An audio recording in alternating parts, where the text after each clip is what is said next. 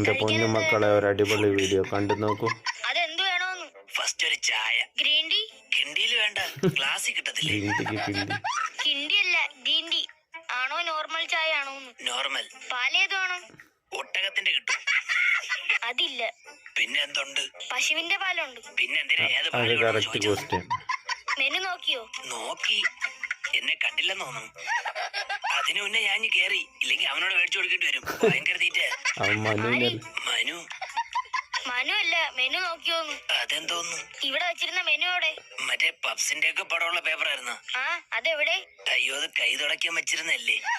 അതെടുത്ത് കളഞ്ഞു. വേസ്റ്റ് ബോക്സിലുണ്ട്.